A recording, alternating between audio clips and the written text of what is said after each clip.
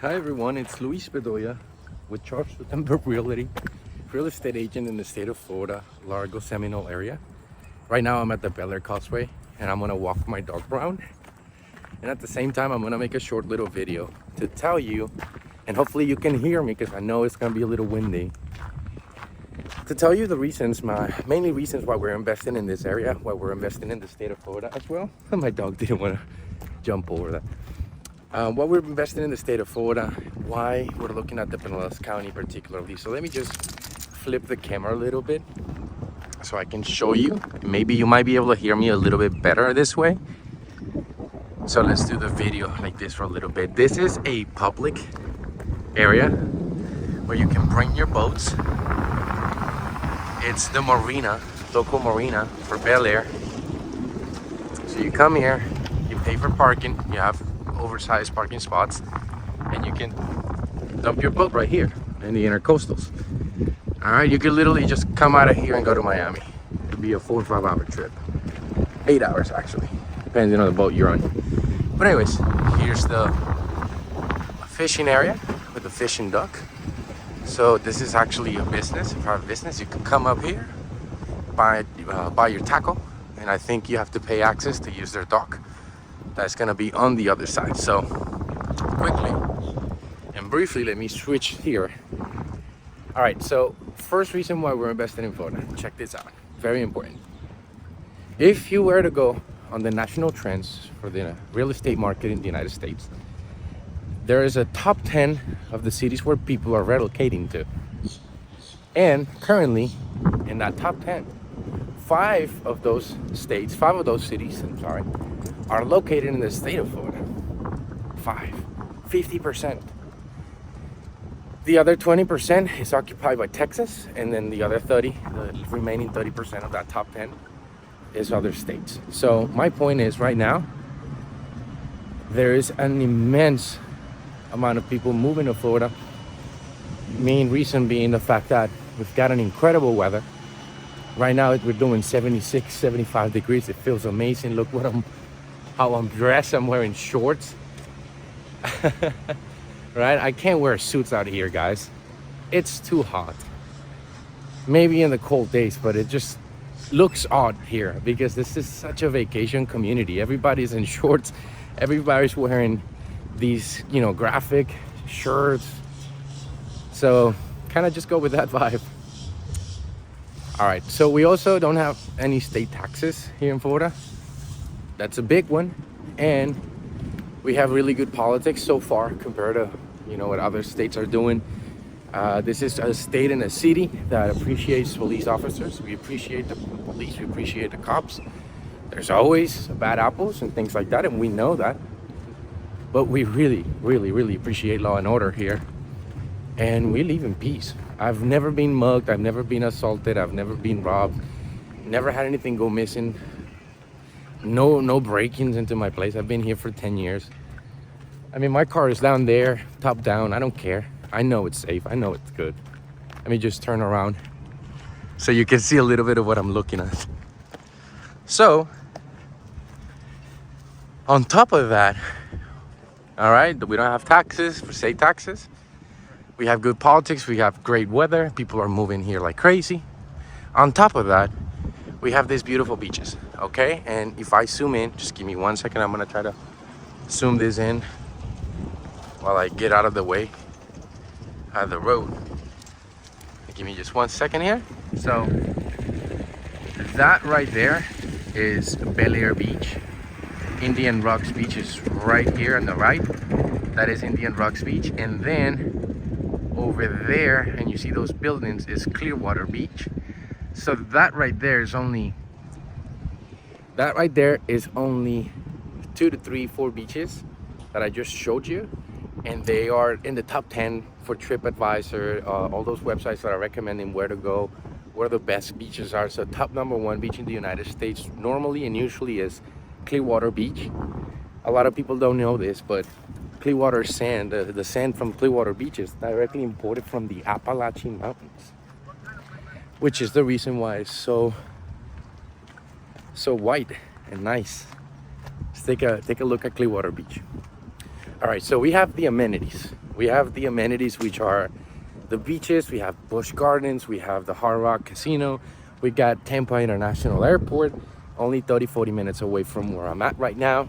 So we have the amenities, and we have what I call international traffic. This is very important, guys. It's all about what has been beating the drum for the longest. What do I mean? The Clearwater Marine Aquarium, they have been beating that drum for 30 years. So there are communities in Japan, there are communities in Spain that know about the Clearwater Marine Aquarium and want to come visit on a yearly basis, because they've been beating that drum for a little while. But we have new communities and new projects, and they look amazing and they're really wonderful, but nobody knows about them. And it's gonna take a little while for people to find out, and we need traffic. If we don't have traffic, we don't have occupancy. And if we don't have occupancy or competition, then we don't have any cash flow, and our investments go down the hill. And that's not what we want here, okay? So every time we buy one of these Airbnbs, every time we look at any of these properties for purchase, we are covering our butts on every single angle we can think. What happens if we have to sell the house? We only buy houses we can sell in a day or two, okay? No restrictions, no deed restrictions, no communities, no HOAs, none of that. Oh, they're okay, the HOA is good, they just want me to keep my lawn trimmed, and they don't want to see any decals on my cars. That's bad. Can't do that. If they can tell you how to use your car, where to park it and what to do with it, then they can tell you not to Airbnb, right? Make sense? Okay, so going back to it, why are we investing in Florida? International traffic, amenities, politics, weather, popularity, amenities. On top of this, I guess it all goes down to the appreciation of our business. I mean, if I was just going after cash flow, why don't you just arbitrage a house, make $50,000, $60,000, $80,000 a year, and forget about it? Well, that's not the name of the game that we're playing here. We're going after appreciation, guys. That's our main concern. I don't want us to sit down, let 1, 2, 3 years go by, and then we only grew $30,000 over those 3 years. That's not how this works, okay?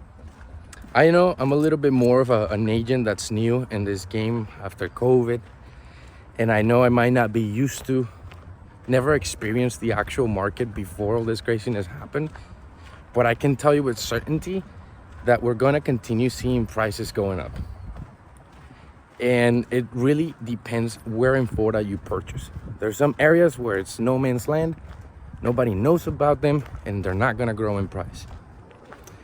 Clearwater, this area right here where I'm at, the land is so expensive. Buying land here in this area where I'm at is so freaking expensive, especially if your land is land that's like this, right on the intercoastal or the beach. I mean, I've seen lots like that. Just the vacant land sold for $2 million.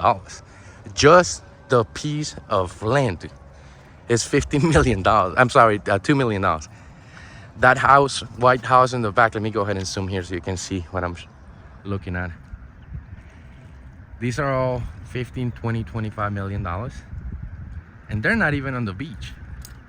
These are directly against the city, in the city of Largo. It's just that they have intercoastal access.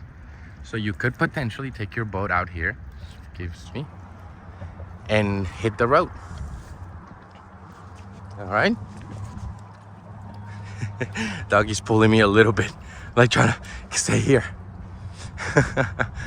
So I just wanted to show you this place right now. It's a public area of the beach where you can bring your pets, where you can bring your animals. I was just gonna walk around Xena and show you a little bit. Let's talk a little bit about regulation just to finish off this video. That's usually the biggest concern that people have, and it's obviously a good reason why. Because sometimes we don't know what cities are allowing Airbnbs, what states are doing about Airbnbs. Some Airbnbs are not professionally managed, and they produce a lot of headaches to the communities. So some communities, they straight up just cancel the whole idea of having an Airbnb. And I understand, and I don't blame them. But like recently, we were looking to buy an Airbnb in Mississippi. in an area called Gulfport, and it turns out that they've only produced 150 licenses for Airbnb. And it's like you gotta hold on to that license. It almost sounded to me like one of those New York City taxi cab drivers where they have a medallion thing. It's almost like that. And you've already seen what happened with that. They went up in price. You couldn't buy one for $100,000. They went up at like $200,000 for a medallion so you could work as a cab driver. In fact, I think I haven't heard $500,000 for a medallion. And then what happened? Uber came out. All those coins lost their value, and it destabilized the whole industry. So it's really important that you know where you're gonna buy, that you have reached out to the city, to the county, that you understand the regulations. So I am not gonna sit here and claim that I know every regulation of Florida, but I definitely know the regulations of Largo, Seminole, Clearwater, Indian Rocks Beach, Clearwater Beach, St. Pete Beach, Dunedin, Palm Harbor, St. Petersburg, Pasadena, Pasagreo, and on and on and on and on and so on. Everything that's here in the Pinellas County, in some areas nearby, I could work. So, all right, let's finish up with this. Right now, the entry price for an Airbnb in the Pinellas County is nothing less than $400,000. So that's gonna be your down payment, right? Either $40,000, 10%, 20% will be $80,000 down payment, and on top of that, you have to keep in mind you have closing costs, fees, and you have to furnish the place. So in reality, you need your down payment and another $40,000. Okay, that's when you're buying and setting up your Airbnb. If you have less than that, if you have $50,000 in your pocket, why don't you just set up 2 arbitrages? I won't make any money on that. I won't charge you a commission. I can't get anything based on that. I get paid when I sell a seller's house. When the seller sells the house through me, when I find them a buyer, that's when I get paid. So I'm giving this to you guys for free. Go ahead and call me, reach out to me if you have questions about the arbitrage game. Set yourself some cash flow, 1 or 2, and maybe look back in the future 1 year from now and see if you can buy your first property, your first Airbnb. That's what I would do. Okay, well, that's been a lot of chatting, and I hope you like this video. Very free form video. If you have any questions, leave them in the comments below. Like and subscribe. I will see you in the next video. And Sina, say bye. Say bye. All right, goodbye, everyone.